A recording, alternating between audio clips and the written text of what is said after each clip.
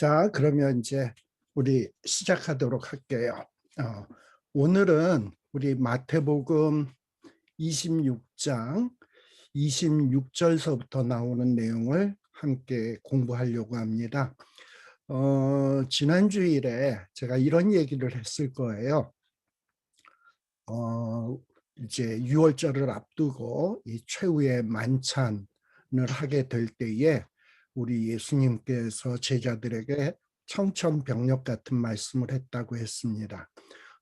너희 12명 중에 한 사람이 나를 팔리라 라고 말씀했다고 제가 말씀드렸죠.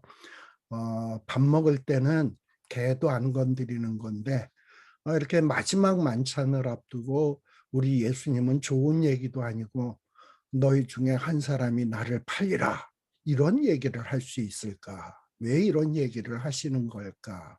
라는 말씀을 드렸어요. 그것은 제가 지난 시간에 말씀드릴 때 이 가룟 유다, 이 가룟 유다는 거룩한 공동체에 합당한 사람이 아니기 때문에 이 거룩한 성찬을 함께 할 수 없는 존재이기 때문에 내보내기 위해서이다라고 말씀을 드렸어요. 12 중에 하나가 팔리라 했는데도 가룟 유다가 시치미를 뚝 따고 있으니까는 우리 예수님은 또 무슨 얘기를 하시냐? 사람들이 제자들이 주여 내니까 나는 아니지요 이러고 얘기할 때 이 가룟 유다도 랍비여 내니까 또 이러고 얘기를 했습니다. 그때 우리 예수님이 나와 함께 그릇에 손을 넣는 자가 바로 나를 팔리라라고 얘기를 했어요. 이러면서 점점 구체적으로 가룟 유다가 팔 것이라는 것을 가룟 유다에게 깨닫게, 그래서 빨리 나가서 가룟 유다가 할 일을 하게 내보내는 이런 모습을 우리 예수님이 보여주셨다라는 것을 말씀을 드렸습니다. 이와 관련지어서 오늘은 요 성찬에 대해서 조금 말씀을 드리려고 합니다. 우리가 교회 생활을 하면서 절기마다 또는 부활절 때 또 각각의 분기마다 교회에서 이런 성찬 예식을 거행을 하게 되는데 이 성찬 예식의 의미를 물론 잘 알고 있는 분도 있지만 또 그렇지 못한 분들도 많이 있는 것 같아요. 이 성찬을 그저 절기의 의식 정도로 생각하는 경우들이 많이 있는데 이 성찬의 의미에 대해서 하나님의 백성, 크리스찬이라면 분명하게 좀 깨달아 알아야 되겠다라고 생각이 들어서 요 26절에서부터 나오는 한 31절까지 나오는 요 성찬에 관계된 요 성경 구절들을 가지고 성찬의 의미를 한번 살펴보려고 합니다. 지금 여러분들 화면에 보면 요 성경 구절이 쭉 기록되어 있는데 요 성경 구절을 제가 이번에는 어디서 뽑았냐면 킹 제임스 흠정역을 가지고 요 지금 성경 구절을 이렇게 기록을 해놨어요. 특별히 요 킹 제임스 흠정역으로 제가 이렇게 성경 구절을 뽑은 이유는 요 킹 제임스 흠정역은 이 헬라어 본문을 가급적 직역을 해가지고 기록한 성경이거든요. 그래서 요 킹 제임스 흠정역으로 봐야 뭔가 요 성찬의 의미를 조금 더 우리가 마음에 와닿게 깨달을 수 있어서 우리에게 익숙하지 않지만 오늘은 요 킹 제임스 흠정역의 구절을 가지고 한번 좀 살펴보도록 하겠습니다. 특별히 여기 이 성경 구절에 보면 제가 노란색으로 하이라이트 친 부분들이 있어요. 요 부분들에 대해서 요것이 도대체 무슨 의미일까 하는 것을 생각하면서 여러분들이 요 성경을 한번 함께 읽었으면 좋겠습니다. 이제 만찬이 시작이 됐습니다. 그래서 이제 음식을 먹기 시작할 때에 예수님이 빵을 집으시고 요 빵은 단술까요? 복술까요? 커다란 빵 하나, 단수입니다. 빵을 집으사 축복하시고 그 커다란 빵을 떼어서 조각조각으로 떼어서 제자들에게 주시었다. 그리고 말씀하시기를 우리 예수님이 뭐라고 말씀하시냐? 이것을 받아서 먹어라. 그리고 이 빵 조각은 바로 내 몸이다라고 예수님이 말씀하셨습니다.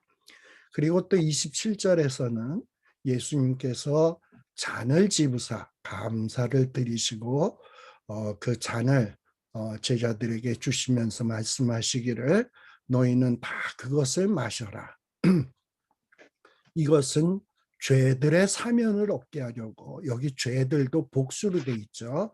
죄들의 사면을 얻게 하려고 많은 사람을 위하여 흘린 나의 피, 곧 새 상속 언약의 피니라라고 되어 있습니다. 요 새라고 하는 말을 제가 빨간색으로 기록을 해놨는데요.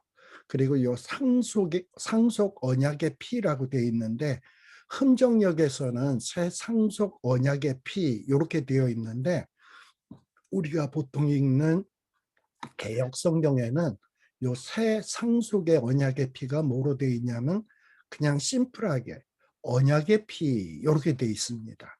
그럼 왜 흠정역에서는 새 상속 언약의 피라고 했는가? 요건 조금 뒤에 제가 설명하도록 하겠습니다. 그리고서는 예수님께서는 이 잔을 주시고 또 말씀하시기를 29절입니다. 내가 이 포도나무 열매에서 난 것을 이제부터는 내 아버지의 왕국에서 너희와 함께 새롭게 마시는 그날까지. 이 날이 언제일까요? 아버지 왕국에서 너희와 함께 새롭게 마시는 그날까지 마시지 아니하리라 라고 말씀했습니다. 사실 예수님이 이 만찬이 끝나게 되면 이제 감람산에 올라가서 겟세마네 동산에서 밤을 새워 기도하시고 그리고 기도를 마치신 다음에는 요 제사장들 또 장로들이 파송한 이 군인들 의해서 예수님은 체포되게 되고 그 다음서부터는 신문을 받게 되고 고난을 받게 되고 마침내는 십자가를 못 박혀서 죽으시게 되죠. 그리고 난 다음에는 부활하시고요. 그리고 승천하시게 됩니다. 어찌 보면 지금 예수님이 제자들과 함께하는 만찬은 이것이 마지막입니다. 그래서 예수님께서는 이걸 마지막으로 이제 너희와 함께 새롭게 마시는 그날까지는 내가 다시는 마시지 않겠다라고 말씀하고 있는 거예요. 그러고 난 다음에는 이 만찬이 끝나고 난 다음에 예수님과 제자들이 찬송을 부르면서 올리브산은 감람산입니다. 감람산으로 갔다. 그리고 이 감람산으로 올라가면서 예수님께서는 또 제자들에게 말씀하시기를 이 밤에 이제 만찬이 끝나고 겟세마네 동산에서 기도하는 그 밤에 이제 예수님은 붙잡히게 될 것이고 그렇게 되면 너희들은 다 나로 인하여 실족하게 될 것이고 그리고 이제 하나님께서 참 목자이신 예수님을 치게 되는데 그래서 예수님이 고난받게 되는데 그러면 양떼의 양들 아마도 제자들을 지칭하는 것 같아요. 양들인 제자들이 널리 흩어지게 된다라고 이렇게 기록이 되어 있습니다. 자, 그러면 이 예수님께서 이 최후의 만찬, 성만찬을 거행하셨는데 이 성만찬의 의미가 도대체 무엇일까? 이 의미를 알아야 우리가 분기마다 또 1년에 여러 번 성찬 예식을 할 때 그 성찬 예식에 많은 은혜를 받을 수가 있습니다. 특별히 26절, 27절에 보면 예수님이 떡을 가지고 축복하여 제자들에게 주시면서 받아 먹어라. 또 잔을 가지사 감사기도 하시고 너희들 이것들 다 마셔라 하면서 떡과 잔이 나옵니다. 이 떡과 잔에 대해서 예수님은 뭐라고 말씀하셨냐? 내 몸이다 라고 얘기를 했어요.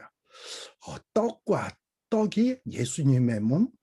그러면은 예수님도 아마도 이 성만찬에 떡을 잡수셨을 터인데 예수님이 자기 살을 먹은 것인가? 뭐 이런 생각이 들죠. 그리고 잔을 마셨다. 이 잔에는 포도즙이 들어가는데 피를 상징하죠. 그럼 예수님이 자기 피를 마신 건가?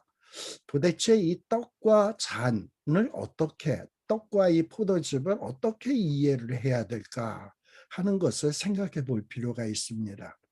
특별히 이 떡과 잔, 떡과 포도즙에 대해서 요 교파에 따라서 좀 이렇게 이 떡과 포도주가 무엇을 의미하는가 하는 해석에 있어서 차이가 좀 있습니다. 특별히 로마 가톨릭에서는 이 떡과 포도즙에 대해서 화채설이라는 것을 주장을 해요. 화채설.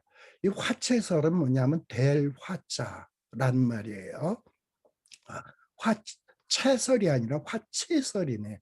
어, 몸으로 변화된다는 설이에요. 이 카톨릭에서는 신부가 떡을 가지고 기도하면서 이 축복 기도를 하게 되면 그 떡이 실제 주님의 몸으로 변화된다라고 주장을 해요. 이거를 화채설이라고 얘기를 하는 거예요. 그래서 로마 가톨릭 사람들은 이 성만찬에서 이 떡을 먹을 때 그 떡의 뭘 의미한다고 생각을 했냐면 이건 예수님의 몸이다. 실제 몸이라고 생각하고 먹는단 말이에요. 그런데 우리 기독교에서는 이런 화채설을 받아들이지 않습니다.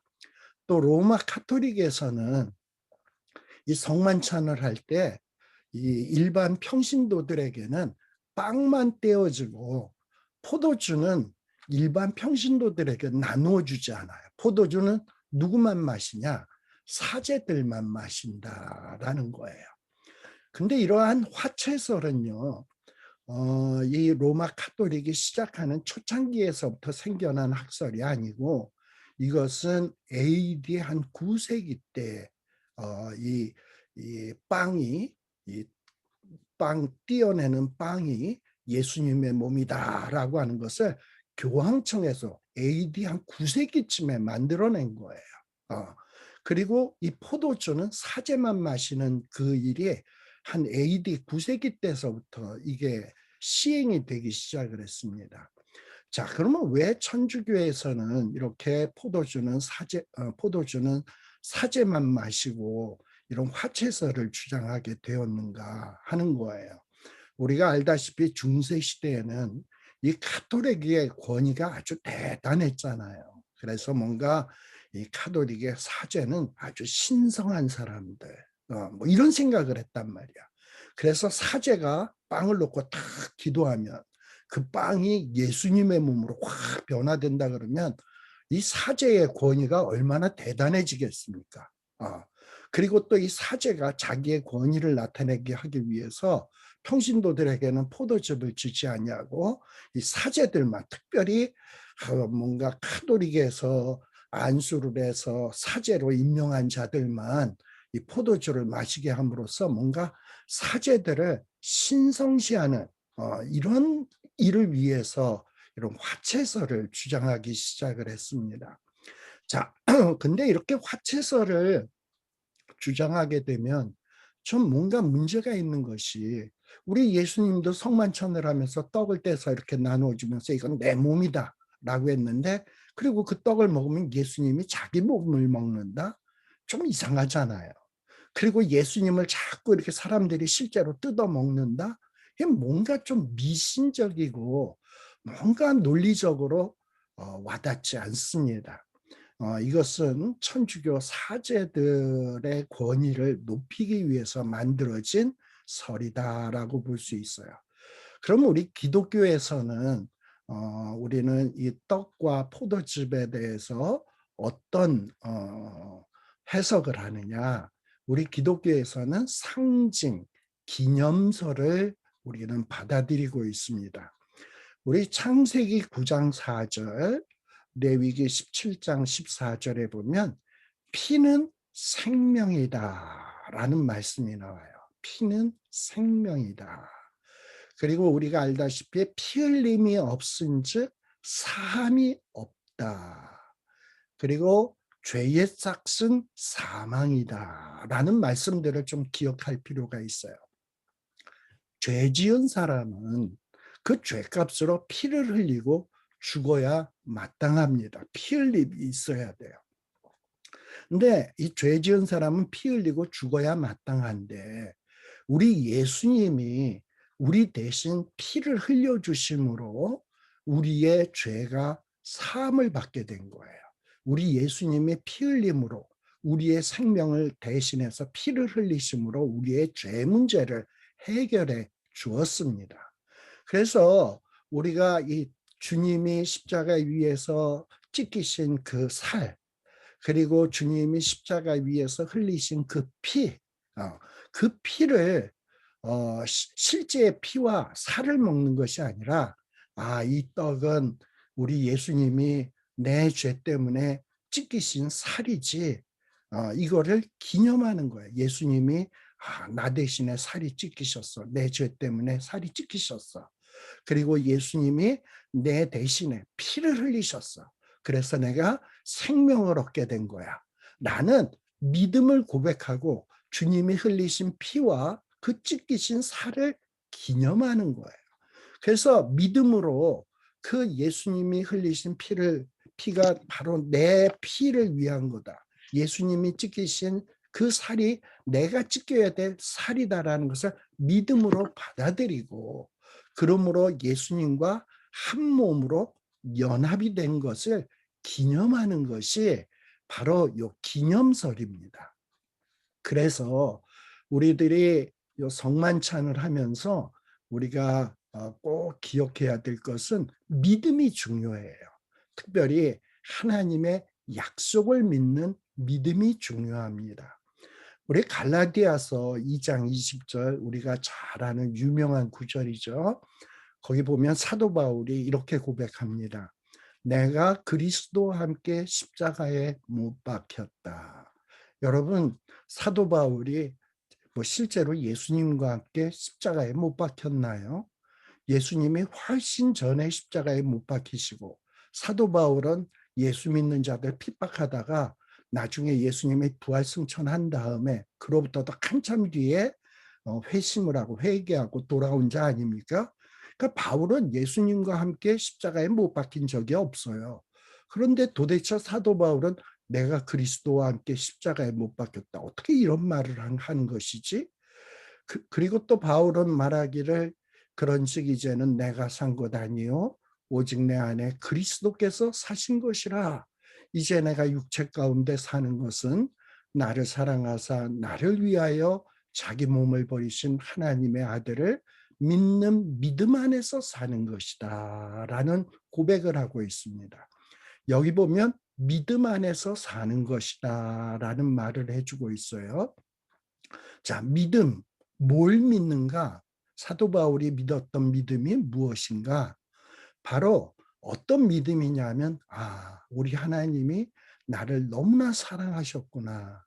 근데 나는 죄로 인해서 죽을 수밖에 없는데, 나를 이 죄 문제에서 구원하게 하기 위해서 우리 하나님께서 예수 그리스도를 보내시고, 또 우리 예수님은 하나님의 명령을 받아서 정말 그 고난의 길이고 죽음의 길이지만 기꺼이 이 땅에 종의 형체를 입고 오셔서 자기의 몸을 십자가 위에 버리셨구나. 그리고 십자가 위에서 피 흘리셨구나. 그리고 그 살이 찢기셨구나. 그 찢기신 살과 흘리신 그 피는 바로 하나님이 나를 사랑해서 하신 것이고, 그 피와 그 찢기신 살 때문에 내 죄 사함을 받게 된 것이로구나 하는 것을 믿는 거예요. 그것을 믿는 믿음이에요. 사실 예수님이 살이 찢기시고 예수님이 피 흘린 거 그게 나랑 무슨 상관입니까? 근데 우리 하나님은 하나님이 세상을 이처럼 사랑하사 독생자를 주셨으니 누구든지 저를 믿는 자마다, 예수님이 이 땅에 오셔서 피 흘리시고 죽으신 분이 바로 너 죄 때문이라는 것을 믿는 자마다 영생을 얻게 하려 하신다 그랬잖아요. 어떻게 보면 세상 사람들이 볼 때는 도저히 이해가 안 되고 말도 안 되는 거지만 우리는 그것을 믿어요. 근데 이런 믿음이 있게 되면 놀라운 일이 벌어지게 되는데, 이 믿음으로 인해서 내가 그리스도와 연합을 하게 됩니다. 그래서 이 연합이 되었기 때문에 예수님이 십자가에 못 박힌 것은 연합된 나도 십자가에 못 박힌 것이고, 예수님이 부활하신 것은 예수님과 연합된 나도 부활한 것이고, 그리고 이제 내가 사는 것은 나 혼자 사는 것이 아니라 주님과 연합되어서 이제는 내가 산 것이 아니고 내 안에 그리스도께서 사신 것이다라고 고백할 수가 있는 겁니다. 그래서 이 믿음은 뭐냐? 이 떡과 포도즙, 이것은 예수님이 날 위해서 찢기신 살, 날 위하여 흘리신 그 피, 그것으로 인해서 내가 죄사함을 받았다. 그리고 그것은 날마다 잊지 않고 기념하는 것, 이것이 바로 기념설입니다. 그래서 이 성찬은 첫 번째 중요한 의미가 뭐냐? 예수님의 죽으심을 기념하는 의식이에요. 단순히 예수님의 죽으심을 기념하는 게 아니라 내가 죽어야 되는데, 내가 피 흘려야 되는데, 내가 살이 찢겨야 되는데 예수님이 날 위하여 살이 찢기시고 피 흘리셨구나. 이것을 기억하고 기념하는 의식이 뭐냐? 성찬이다라는 겁니다. 6월절이 이스라엘 백성이 애굽의 종살이로 있다가 해방된 것을 기념하지 않습니까? 이스라엘 백성들이 애굽 땅에서 다 죽어 마땅한데 6월절에 어린 양이 대신 죽음으로 인해서 이스라엘 백성들이 생명을 얻었잖아요. 그리고 해방을 얻게 되었잖아요. 그래서 이스라엘 백성들이라면 날마다 매년마다 6월절을 지키면서 맞아, 우리는 애굽에서 죽었어야 되는데 6월절에 어린 양 때문에 우리가 생명을 얻게 되었지, 노예의 상태에서 해방되게 되었지, 이것을 날마다 기념하면서 하나님이 베푸신 은혜에 감사하는 것이 바로 6월절 아닙니까? 이렇게 6월절이 이스라엘 백성들이 애굽에서 종살이에서 해방된 것을 기념한 것처럼 성찬은 6월절 양 그리스도께서 우리 대신 희생되시고 우리를 위해서 죄로부터 구속사역을 성취하신 것을 기념하는 의식입니다. 그래서 이 성찬에 참여하면서 우리는 주님이 내 대신 흘리신 피, 내 대신 찢기신 살, 이것을 감사하면서 기념하는 것이 성찬의 의미다라는 것을 잊지 않으셔야 됩니다. 그래서 이 성찬에서 먹는 떡과 포도즙은 예수님의 살과 피가 아니라, 실제적인 예수님의 살과 피가 아니라 예수님의 살과 피를 상징하는 외적인 사인이에요. 하나의 이 떡과 포도주는 실제 예수님의 살과 피가 아니라 예수님의 살과 피를 상징하는 겁니다. 그리고 그것을 먹음으로 인해서 무엇을 고백하는 거냐? 맞아요. 예수님이 찢기신 살을 상징하는 이 떡을 먹음으로 나는 내 살이 찢겨야 되는데 예수님이 대신 찢겨주셨어요. 그러면서 그 떡을 먹음으로 인해서 난 예수님과 한 몸이 되고 싶어요 하는 믿음으로 받아들이는 것이 그 떡과 포도즙을 마시는 겁니다. 그래서 이 떡과 포도즙을 먹음으로 주님이 흘리신 피, 찢기신 살이 내 죄 때문이고 내가 이것을 먹음으로 주님과 연합하고 싶습니다. 주님과 한 몸이 되고 싶습니다. 주님의 공동체에 포함되고 싶습니다. 라고 신앙을 고백하는 행위입니다. 그래서 이 성찬에 믿음으로 우리가 참여함으로 그리스도와 연합을 하게 되는 거예요. 또한 이 성찬의 또 하나의 중요한 의미는 뭐냐면 신자들 간의 상호 간의 교제의 의미를 내포합니다. 지금 예수님은 떡 하나를 가지고 떼어서 이 제자들에게, 각각의 제자들에게 다 나누어 주십니다. 이 예수님의 떡과 포도주는 한 사람만 먹는 게 아니라 모든 제자들이 먹어요. 그리고 이 먹은 제자들은 모두 그리스도와 연합을 하게 됩니다. 그래서 이 연합된 존재는 누구냐? 나만 예수님과 연합하는 게 아니라 내 형제, 나와 함께 제자된 자도 예수님과 연합이 되어지는 거예요. 그래서 이제 예수 안에서 한 몸이 되어지는 거예요. 모든 성도들이 이 떡과 포도주를 마시는 성찬에 참여하는 자들이 그리스도 안에서 한 몸을 이루게 되는 거예요. 그래서 사도행전 2장 42절에 보면 초대교회에서는 이 성찬을 늘 행하면서 예수님의 죽으심을 기념했잖아요. 근데 사도행전 2장 42절에 보면 뭐라고 돼 있냐? 저희가 사도의 가르침을 받아 서로 교제하며, 한 몸이니까 서로 교제하죠. 또 교제할 때 어떡합니까? 우리가 한 몸이다. 예수님 안에서 우리가 한 몸이다라는 것을 기념하기 위해서 또 함께 떡을 떼며, 예수님이 우리를 위해서 살이 찢기셨는데 그런 어떤 믿음이 너와 내가 똑같으니까 이거 떡을 떼면서 믿음을 고백하는 거예요. 그러면서 기도하기를 전혀 힘썼다라고 했습니다. 그래서 이 초대교회 성도들은 이 떡을 떼며 성찬을 하면서 서로 교제하면서 하나인 것을 확인을 했습니다. 그래서 오늘날 그리스도인들은 성찬식에 참여하면서 어떤 마음을 가져야 되냐? 아, 내가 예수님과 한 몸 되었다. 나는 죽어 마땅한 자인데 우리 예수님이 날 위하여 피 흘리심으로, 살이 찢기심으로 인해서 내 죄사함이 받았다. 내가 그리고 이 성찬의 떡을 먹음으로, 믿음을 고백함으로, 이 먹는 행위를 통해서 믿음을 고백함으로 주님과 함께 되었다. 그래서 이제 나는 그리스도와 함께 십자가에 못 박혀 죽었던 자이고 예수님과 함께 부활한 자이고 이제 내가 살아가는 것은 예수님과 함께 사는 자다.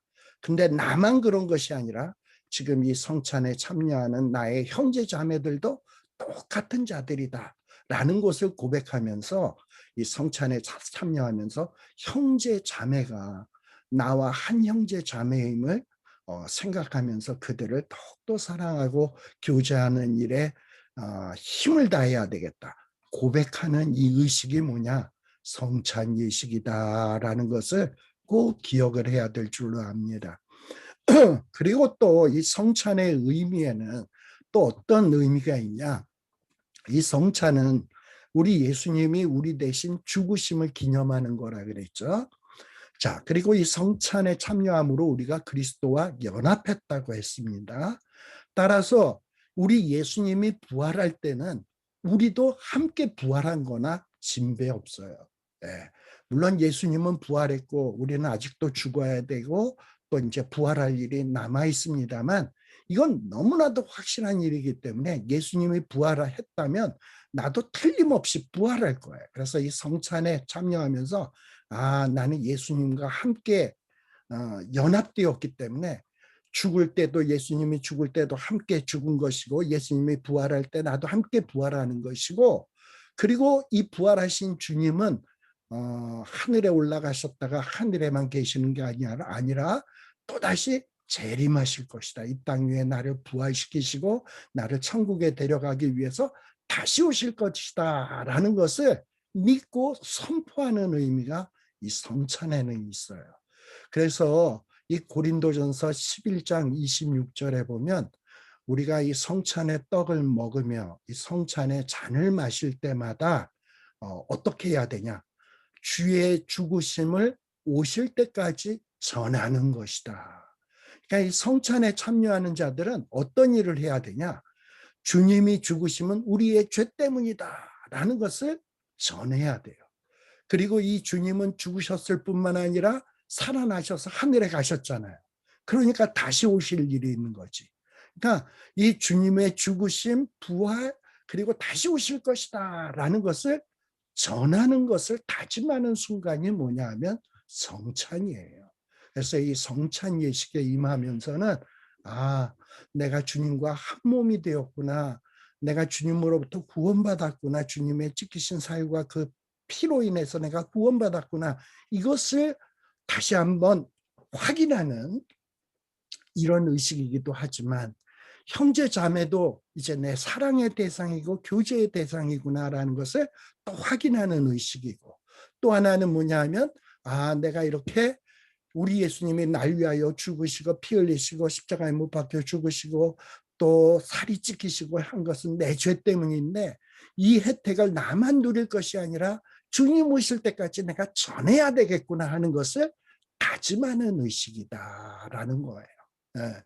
고린도전서 15장 3, 4절에 보게 되면 성경대로 그리스도께서는 우리의 죄를 위하여 죽으시고 장사 지낸 바 되었다가 성경대로 사흘 만에 다시 살아나시고 하늘에 오르사 하나님 우편에 앉아 계시다가 산자와 죽은 자를 심판하시기 위하여 다시 오실 것이라고 했는데 이것을 전하는 것, 선포하겠노라고 다짐하는 것이 바로 이 성찬에 참여하는 근본 뜻이다라는 것을 꼭 여러분들이 머릿속에 유념하면서 이 성찬 예식에 참여해야 됩니다. 따라서 이 성찬 예식은요, 우리 주님께서 다시 오는 그날까지 끊임없이 시행되어야 돼요. 주님이 다시 오는 그날까지 끊임없이 주의 복음도 증거되어야 되고 또 주님이 날 위하여 죽으심을 기념하는 것도 끊임없이 기념되어야 되고 또 주님과 한 몸 되고 형제 자매와 한 몸 된 것도 주님 오시는 그날까지도 잊지 말고 계속해서 기념되어지고 머릿속에 각인되어져야 되는 거예요. 그리고 이 성찬 예식을 거행하는 것은 주님의 지상 명령이에요. 그래서 우리 주님께서는 이것을 너희들 내가 다시 올 때까지 기념하라 라고 말씀을 해주셨습니다.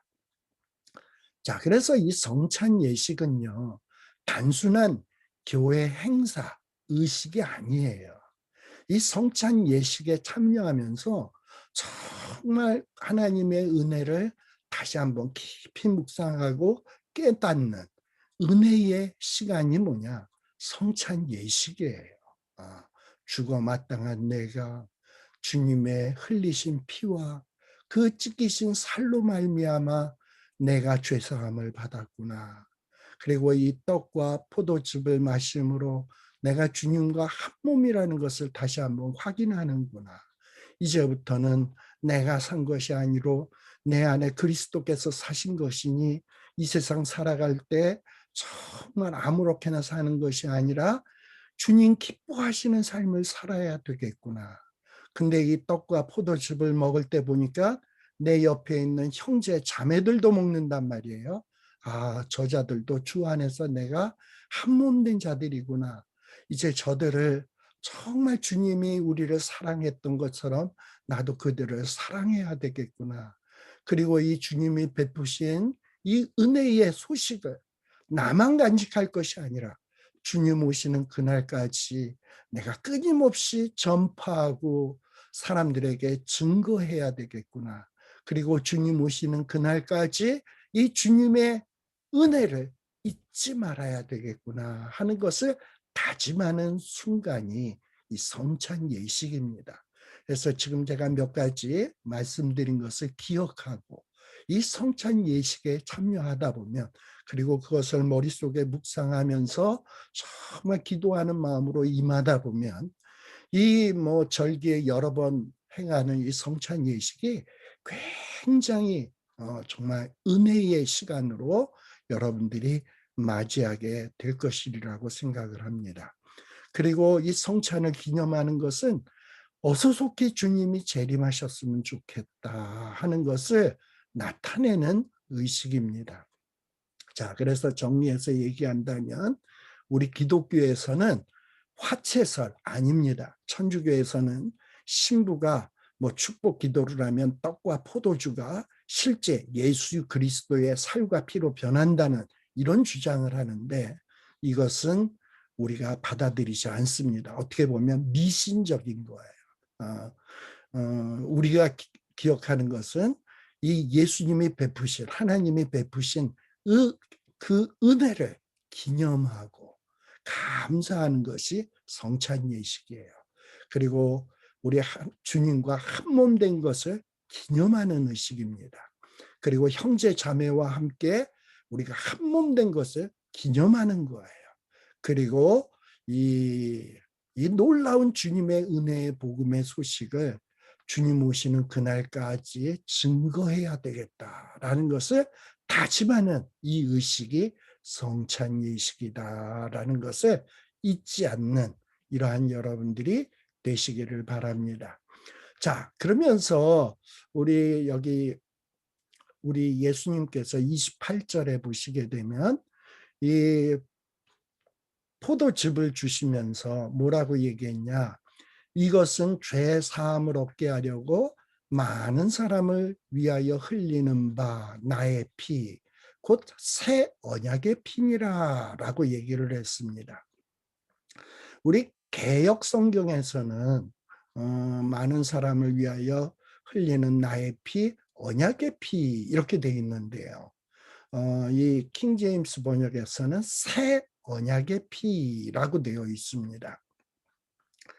자, 왜 이 새 언약의 피라고 이 킹 제임스 번역에서는 이렇게 새라고 하는 말을 넣나 하는 걸 볼 때 여기 제가 지금 요게 빨갛게 점으로 표시한 부분이 있죠. 예.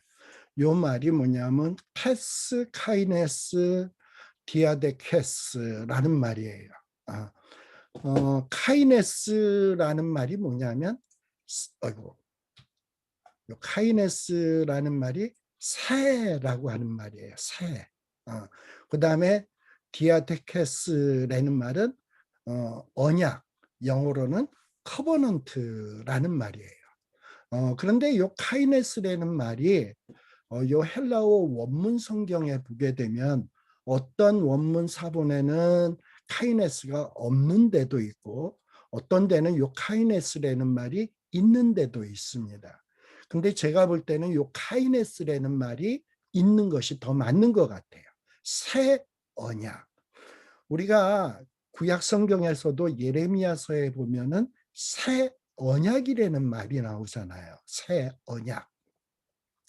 그래서 이 새 언약이라는 말이 구약에도 나오기 때문에 이 신약 성경에서도 새라고 하는 말을 넣어서 하면 구약의 가르침과도 좀 일치가 되는 것 같습니다.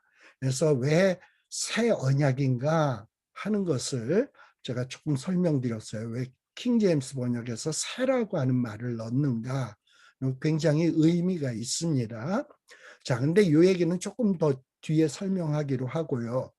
여기에서 제가 뭘 또 질문을 하고 싶으냐 하면 제가 지난 시간에 조금 언급을 했는데요. 이 성찬 예식 때 우리가 떡과 포도즙을 먹는데 여러분 이 떡은 뭐 그렇다 치고 이 포도즙을 먹어야 될까요? 포도주를 먹어야 될까요? 제가 군목을 했었거든요. 군목. 한국에서 이제 목사 안수를 받고 군대의 채플린으로 군목으로 한 3년 반 동안 군 생활을 했었습니다. 근데 이제 그 뭐 부활절 이런 절기가 되면 나라에서 군대 보급품으로 포도주가 나와요. 포도주. 그래가지고 이 군인교회에서 성찬 예식을 거행하라고 이 포도주를 이렇게 박스로 해가지고 여러 병을 해서 보내주게 됩니다. 근데 이제 저 같은 경우에는 제가 저기 강원도 양구에 있는 전방사단에 있었기 때문에 거기에는 교회가 각 대대마다 하나씩 다 있어요. 그리고 대대가 뚝뚝 떨어져 있어요. 그러다 보니까 이 연대 본부에서 예배 보죠. 그다음에 1대대, 2대대, 3대대, 그다음에 또 주변에서 저 포병 사단에서 지원 나온 군소 부대들이 있거든. 거기에도 또 교회가 있어가지고 제가 주일날이 되면은 예배를 7번을 집전을 했었습니다. 그러다 보니까 이 성찬 예식이 있을 때는 뭡니까 그 성찬 예식도 7번을 거행을 하게 돼요. 근데 나라에서 성찬 예식을 거행하라고 포도주를 줬거든요. 포도즙이 아니고 포도주. 도수도 꽤 세요. 근데 그 포도주를 가지고 성찬 예식을 7번을 하다 보면 우리가 성찬 예식할 때 잔이 조그마하잖아요. 근데 그 조그마한 잔을 여기 끝나고 또 저기 가서 또 성찬 예식하면서 또 먹고 또 저기 가서 또 먹고 하다 보면은 나중에는 한 7번 정도 하다 보면은 뭔가 알딸딸해지고 좀 사람이 이상해져요. 그래서 아무튼 이 군대에서는 포도주를 줘서 그 포도주를 가지고 성찬 예식을 거행하라고 했습니다. 자, 그리고 오늘날 교회에서도 특히 카톨릭 교회에서는 포도주를 마십니다. 그러면 오늘날 교회에서는 이 성찬 예식 때 포도즙을 먹는 것이 맞는가? 포도주를 먹는 것이 맞는가? 여러분 어느 것을 먹어야 된다고 생각을 하시나요? 이사야 65장 8절에 보면 이런 말씀이 나옵니다. 여호와께서 이와 같이 말씀하시되 포도송이에는 뭐가 있다? 즙이 있으므로 사람들이 말하기를 그것을 상하지 말라. 거기에 뭐가 있다? 복이 있다. 라고 얘기를 했어요. 포도송이에 즙이 있다. 근데 그 포도송이에 있는 즙에는 뭐가 있다? 복이 있다. 물론 요 이사야서는 우리 예수님이 십자가에 못 박혀 죽으시게 한 700년 전에 주어진 말씀이에요. 이때는 무슨 이런 성찬 예식 같은 건 생각도 못하던 때입니다. 그러나 이사야서 65장 8절에 보면 이미 포도송이에는 즙이 있고 그 포도즙은 뭐가 있는 것이다? 복이 있는 것이다 라고 얘기를 해주고 있거든요. 그리고 또 하나는 뭐냐 하면 우리가 보통 지금 이 성찬식을 언제 하고 있습니까? 주님이 지금 이 최후의 만찬을 6월절 무교절 절기 가운데 하고 있어요. 그래서 이 6월절 무교절 요 절기 가운데는 절대 누룩이 있는 것을 먹어서는 안 돼. 누룩.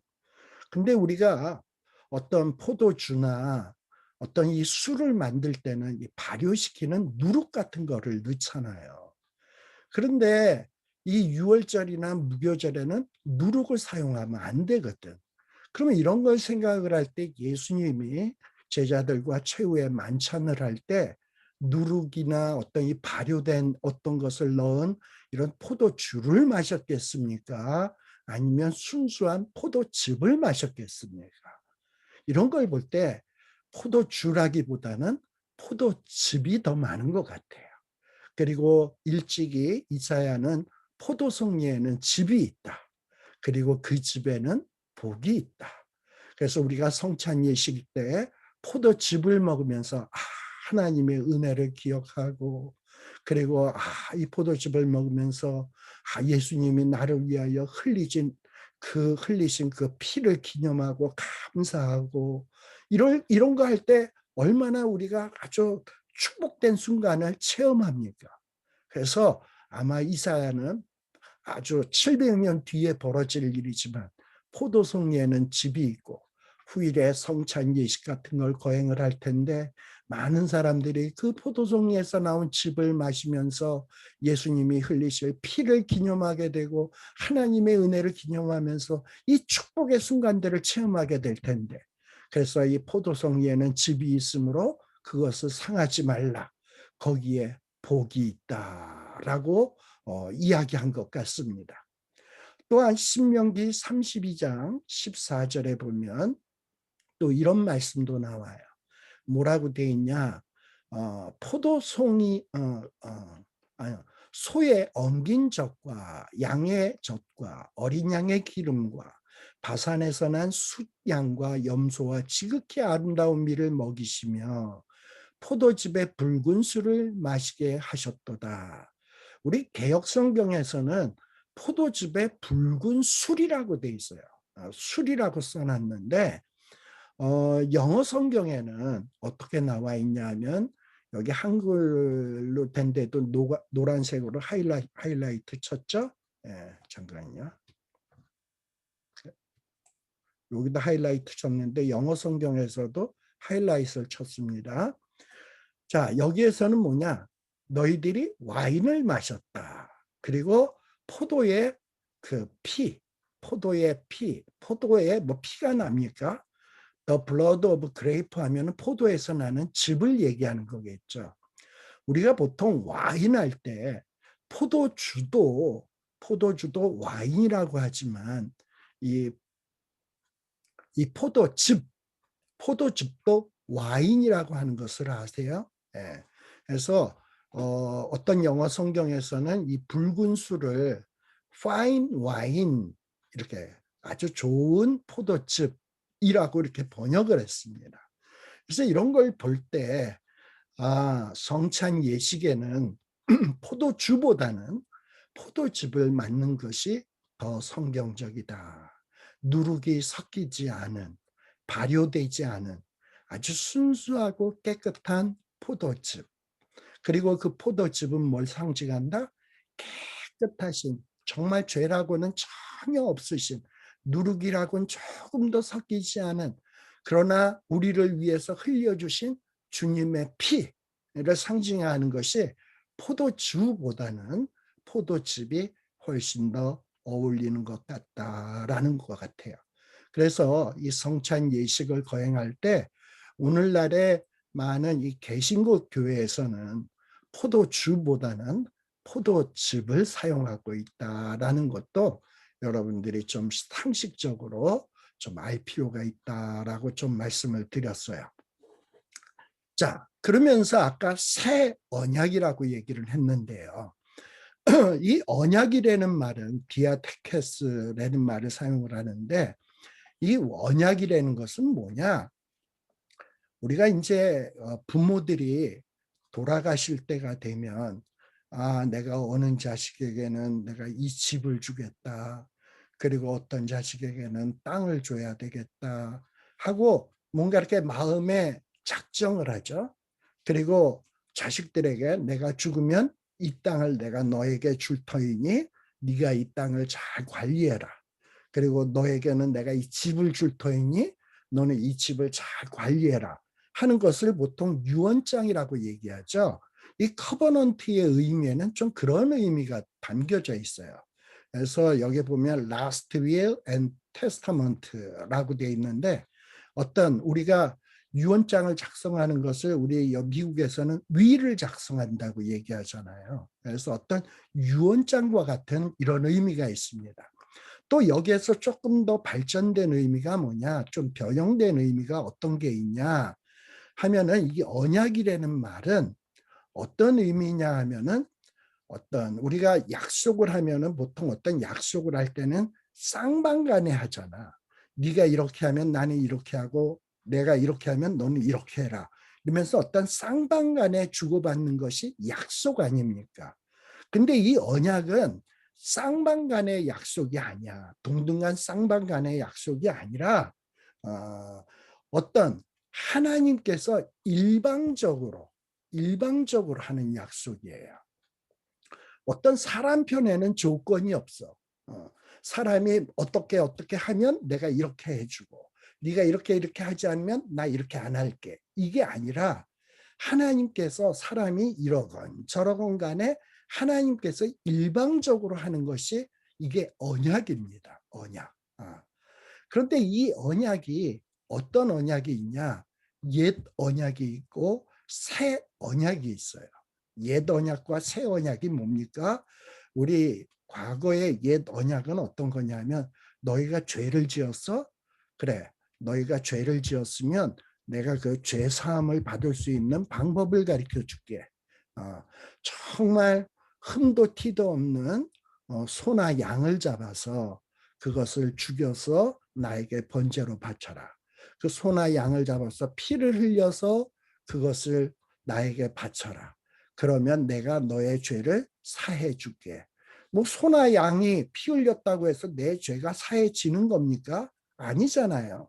그런데 하나님이 사람들을 사랑하셔서 죄 문제를 해결해 줄 수 있는 방법을 일방적으로 사람들에게 가르쳐 주셨다니까. 그게 일방적인 은혜예요. 그래서 옛날 언약은 뭐냐?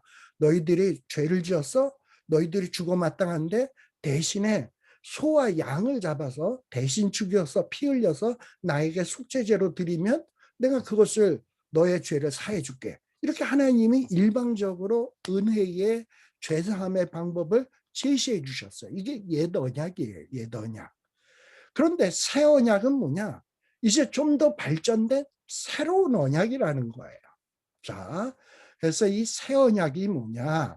이 새 언약에 대해서는 히브리서 9장 15절에서 22절에 잘 나타나 있습니다. 여기 한번 보세요. 우리 예수님은 어떤 분이시냐? 새 언약의 중보자예요. 옛 언약의 중보자가 아니라 새 언약의 중보자다. 그래서 첫 언약 때에 범한 죄에서 속량하려고 죽으사 부르심을 입은 자로 하여금 영원한 기업의 약속을 얻게 하려 하심이라. 옛 언약에서는 죄 지으면 그 죄를 사하기 위해서 소나 양을 잡아서 죽여서 속죄제를 드렸어요. 그러나 그 다음에 속죄제를 드리고 난 다음에 또 죄를 지었어. 그러면 또 다시 소나 양을 잡아서 속죄제를 또 드려야 돼. 그러니까 죄 지은 횟수만큼 여러 번에 걸쳐서 소나 양을 잡아서 드리는 것이 이게 옛 언약이에요. 그런데 우리 예수님께서 지금 하나님께서 예수님을 통해서 주시는 새 언약은 뭐냐? 어떤 이렇게 여러 번에 걸쳐서 소나 양을 잡아서 드리는 그런 것이 아니라 한 번에 영원한 기업의 약속을 얻게 하기 위한 것이 이게 새 언약이에요. 자, 그런데 16절에 보면 히브리서 9장 16절에 보면 뭐라고 되어 있냐? 유언은 유언한 자가 죽어야 되나니. 사실 유언장을 써서 그 유언장이 효력을 발휘하려면 어떻게 해야 됩니까? 유언한 사람이 죽어야 돼요. 그 유언은 그 사람이 죽은 후에야 유효한즉 유언한 자가 살아있는 동안에는 효력이 없느니라. 우리 죄로 인해서 과거에는 짐승이 죽었습니다만 이제 예수님이 오셔서는 짐승이 죽은 것이 아니라 우리 대신에 예수님이 친히 죽으셨어요. 우리 죄 때문에.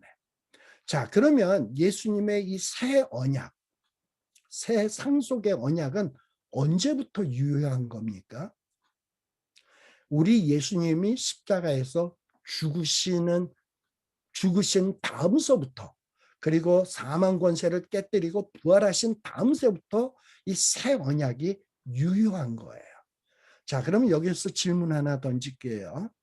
자, 그렇다면 여러분들 우리가 구약은 올드 테스트먼트, 신약은 뉴 테스트먼트라고 얘기를 해요.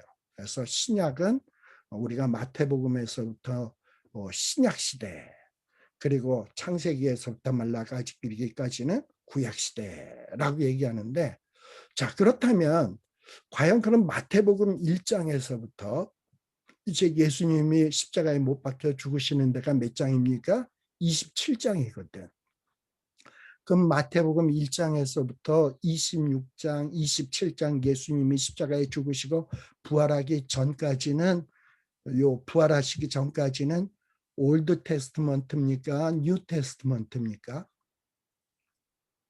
엄격하게 얘기하면 신약 시대는 언제부터 시작을 하는 거냐?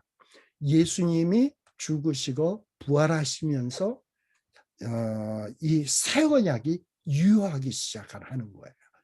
그럼 엄밀한 의미에서 신약 시대 하면 예수님이 죽으시고 부활하신 그 이후서부터가 신약 시대고, 예수님이 이 땅에 마리아의 몸에서 태어나시고 또 목수의 아들로 자라나시고 그리고 제자들을 교육하시고 이런 것이 비록 신약 성경에 나오지만 예수님이 십자가 지시고 부활하기 전까지는 아직 새 언약이 유효한 게 아니야. 그래서 진정한 신약은 언제서부터라고 볼 수 있냐? 예수님이 죽으시고 부활하시고 그때서부터 비로소 이 신약 시대가 되어지는 것이다 라는 것을 여러분들이 좀 기억할 필요가 있습니다. 자, 그런데 이 옛 언약, 첫 언약이라고 얘기했죠. 첫 언약도 뭐냐? 피 없이 세운 것이 아니다. 피 흘림이 없은즉 사함이 없다 그랬잖아요. 사람이 죄 지으면 피를 흘려야 돼.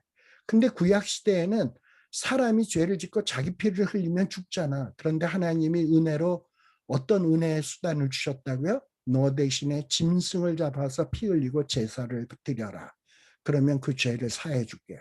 그래서 이 처음에 맺은 언약에도 피, 피, 피가 없이 세운 것이 아니라 피 있는 방식으로 첫 언약이 주어졌어요. 그래서 이 모세가 이스라엘 백성들을 죄에서 깨끗하게 하기 위해서 항상 어떻게 했냐? 송아지와 염소의 피와 물과 붉은 양털과 우슬초를 취해서 막 백성들에게 뿌리면서 이스라엘 백성들의 부정한 것, 죄를 속하는 이런 피 뿌리는 의식을 행했습니다.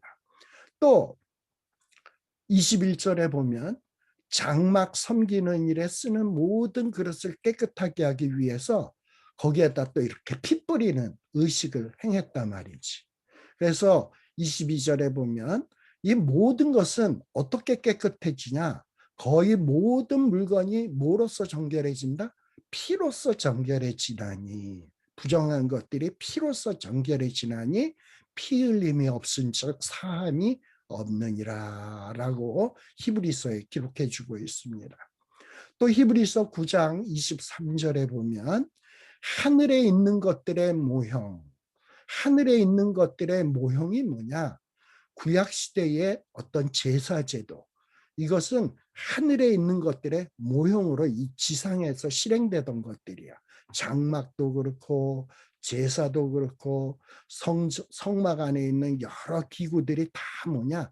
하늘에 있는 모형들입니다. 근데 이 성막 안에 있는 기구들, 또 성막에서 행해지는 제사들, 여러 가지 의식들은 다 뭐로서 정결하게 할 필요가 있었냐?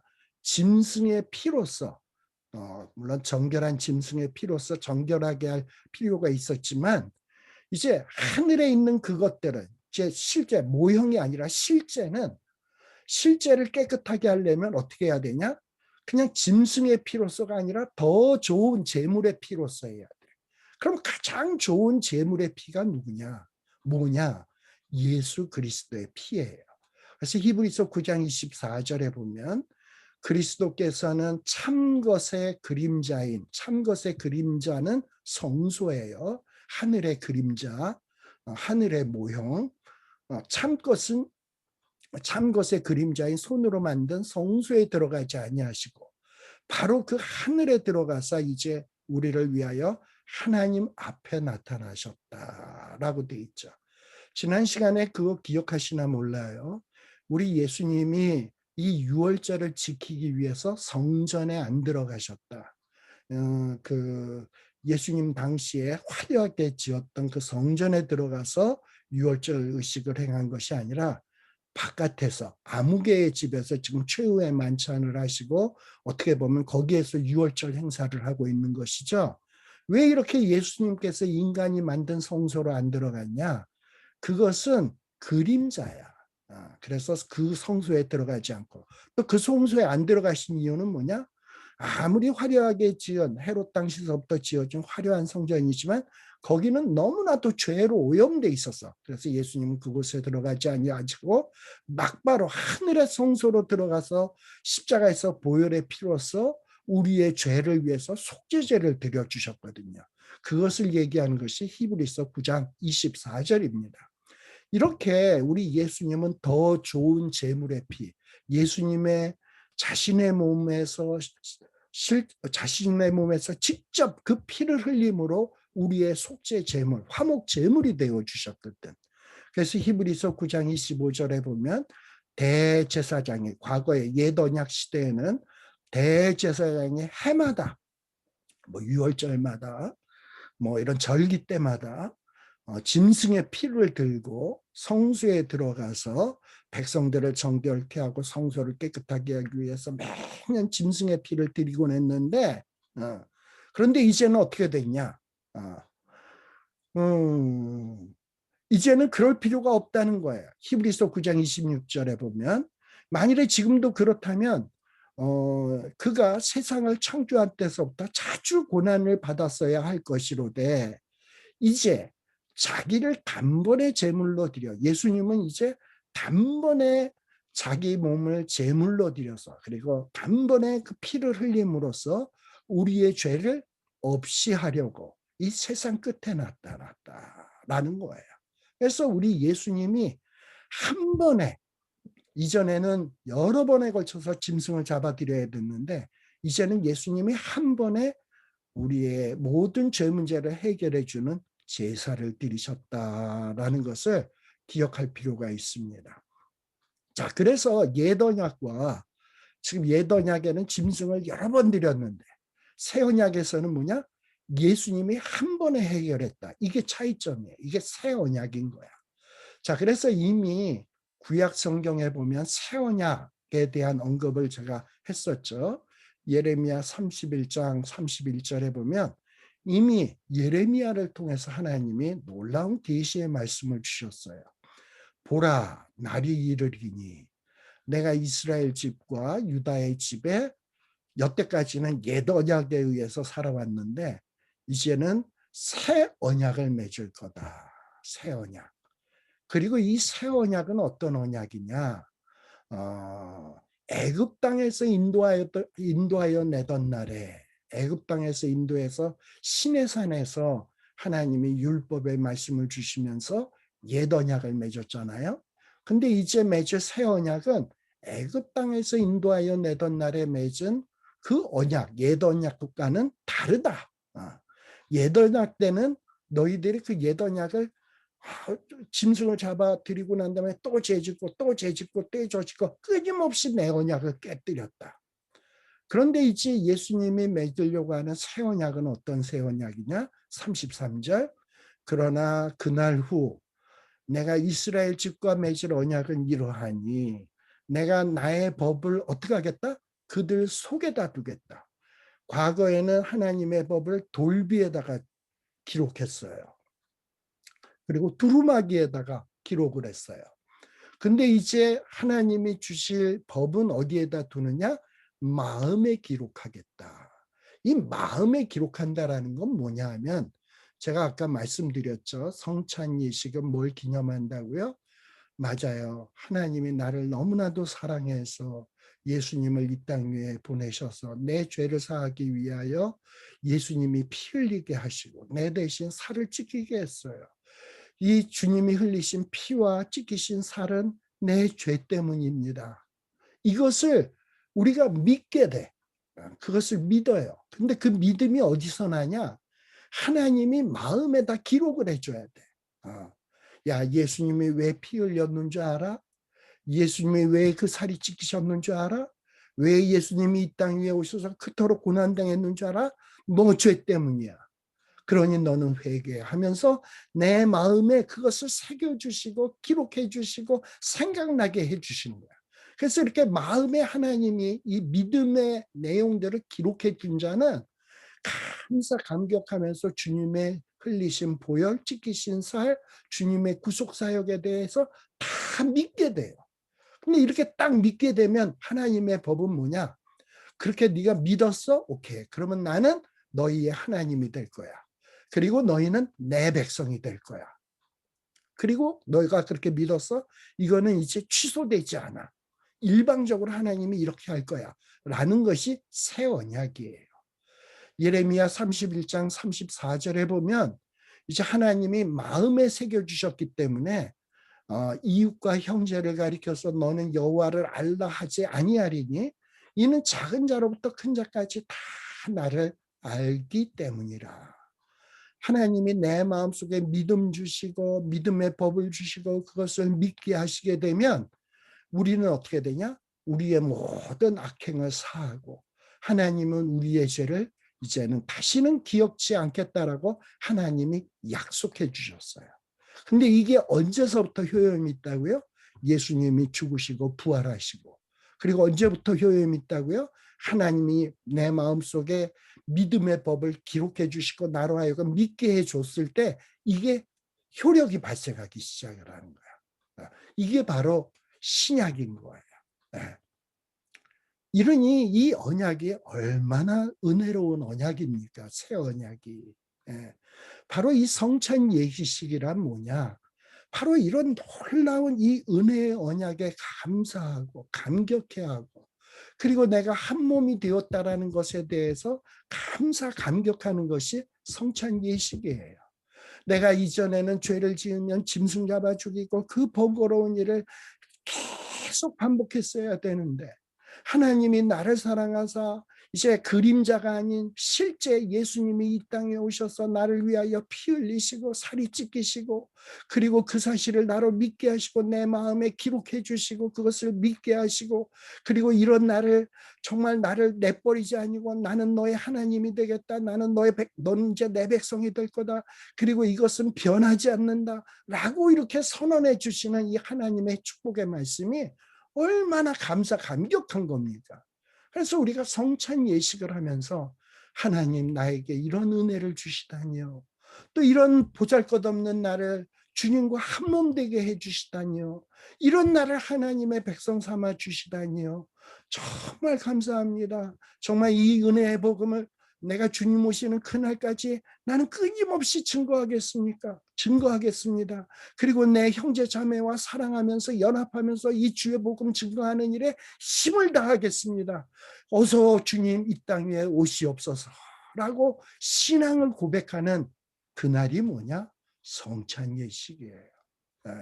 그래서 이 성찬 예식을 단순한 의식으로 행해서는 안 된다. 이 성찬의 의미를 깊이 묵상하면서 감격하면서 이 성찬 예식에 임해야 된다라는 사실을 잊지 마시길 바랍니다. 자, 우리 하나님이 무엇을 약속했어요? 이 성찬 예식에서 믿음을 고백하고 이 떡과 포도즙을 마시면서 내가 주님과 한 몸 되고 싶어요 하는 자에게는 뭘 약속했어요? 악행을 사하겠다. 다시는 너의 죄를 기억하지 않겠다. 이게 아무개 개똥이가 하는 말씀이 아니라 이 말씀은 약속을 꼭 지키시는 여호와의 말씀이다. 그러니 이 말씀은 절대 땅에 떨어지는 법이 없다. 취소되는 법이 없다. 결코 뻥이 될 수 없다라는 거예요. 그러면서 예레미야 31장 35절에 뭐라고 얘기하시냐?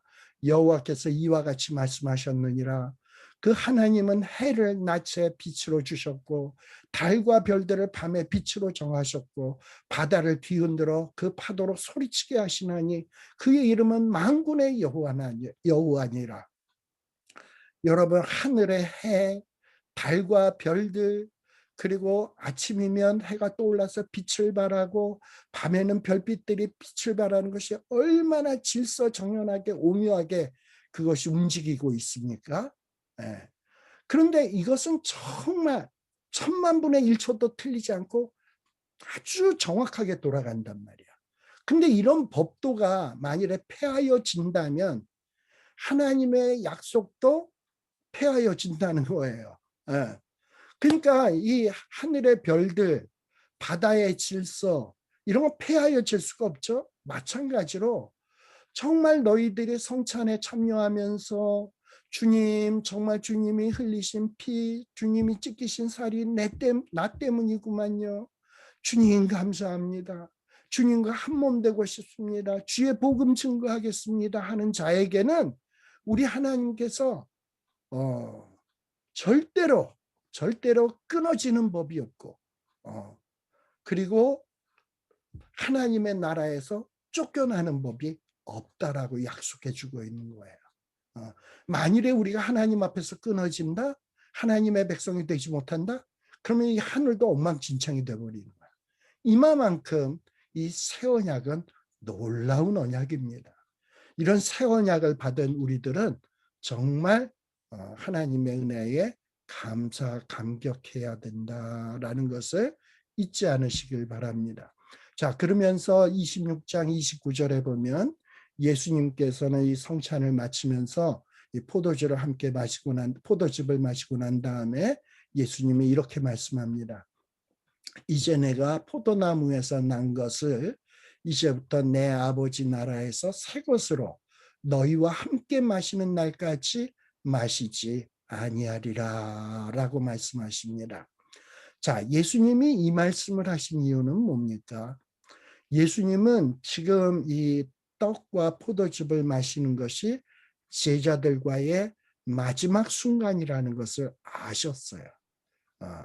그리고 이 밤이 지나게 되면 예수님은 넘겨질 것이고 마침내 십자가에서 죽으시고 피 흘리실 것을 아셨습니다. 그리고 이제 제자들과는 더 이상 이런 만찬을 할 수가 없어요.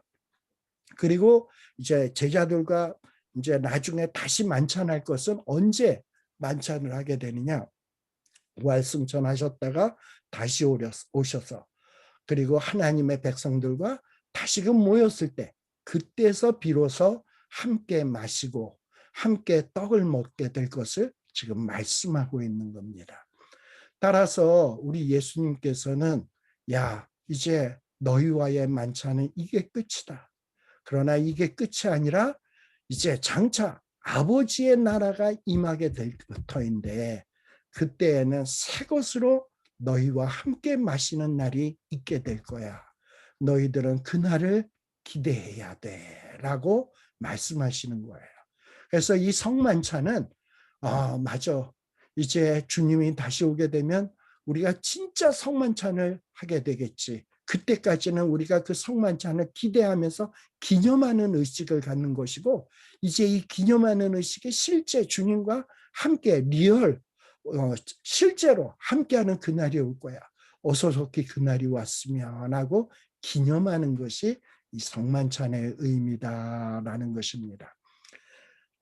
그러다 보니까 시간이 좀 많이 흘렀는데 여기서 잠시 쉬었다가요. 그리고 우리 또 이어서 살피도록 하겠습니다. 네, 잠시 한 2, 3분 쉬었다가 여러분들도 스트레칭 좀 하시고 기지개도 피시고 물 한 잔도 마시고 다시 뵙도록 하겠습니다.